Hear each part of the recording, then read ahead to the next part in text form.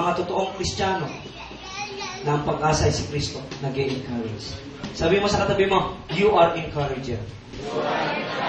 Hindi tayo discourager, encourager. Amen ba? Palakpakan natin ang Panginoon. Always remember, a believer of Jesus Christ, our only hope is Christ. Ang tanging pag-asa natin si Kristo.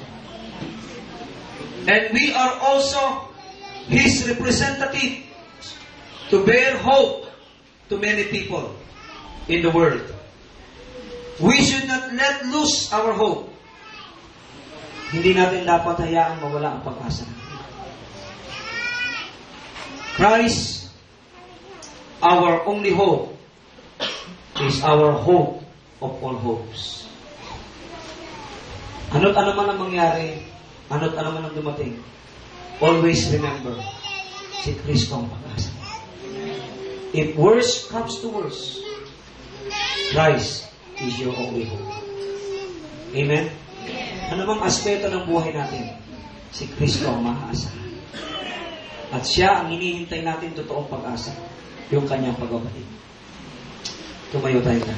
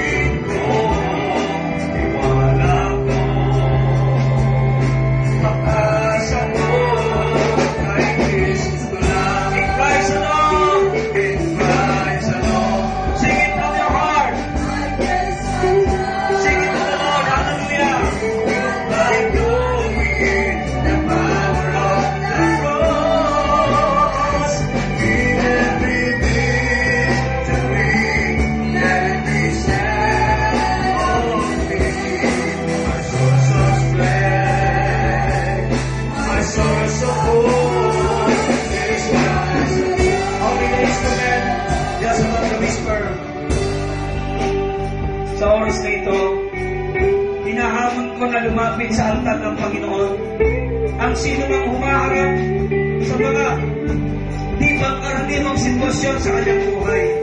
Hinahamon ko na lumapit sa harapan ang sino mang mayroong malaking pangangailangan sa Panginoon na ang tanging niyang inaasahang pag-asa ay ang Panginoon.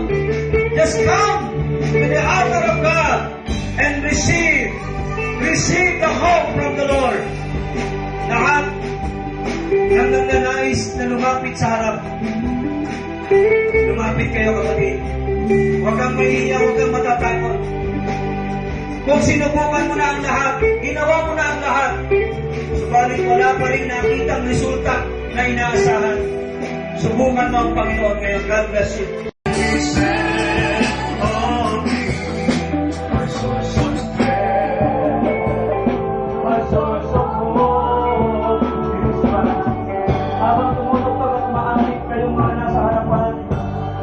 Just open your heart to God.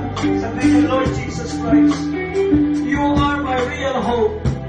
You are my only one hope that I have in my life. Sa oras na ito, ibinibigay ko sa iyo ang sitwasyon ito. Sa oras na ito, nilalapit ko sa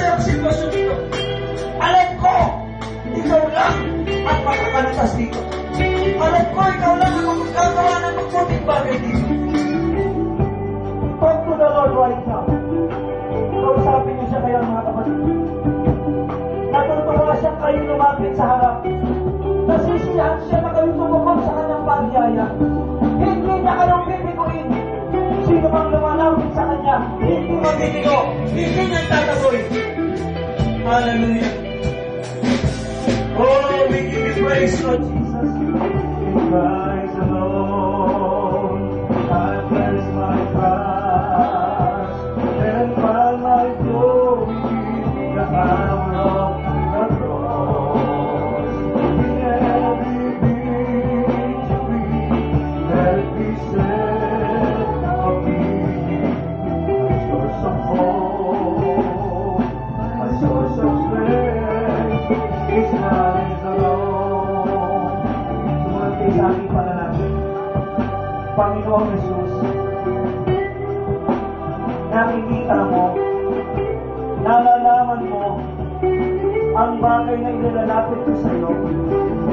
Sa oras na ito, kinikilala ko po na kailangan ko ang iyong kapangyarihan upang ang bagay na ito na aking ilalapit sa iyo ay magkaroon ng katugunan, magkaroon ng kalungkasan.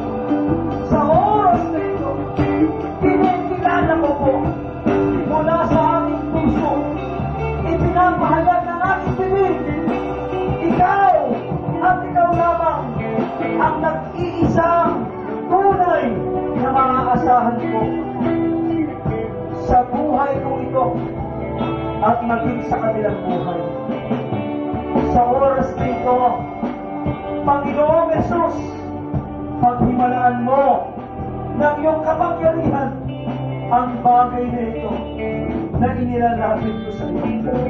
Ngayon pa lamang, inaasahan ko na at tinatanggap ko na ang kasagutan na nagmumula sa iyo sa aking kahilingan sa bagay na ito na inilapit ko sa iyo.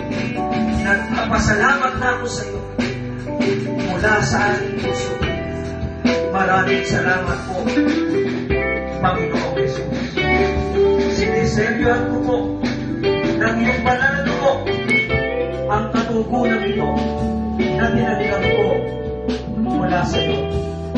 Ito ang aking panalangin na may pananampalataya sa tanging pangalan ni Jesucristo, ang bugtong anak ng Diyos. Amen. Amen. God bless you. And receive, believe that you receive what you have brought to the Lord this morning. Hallelujah. Tayo din mga kapunan.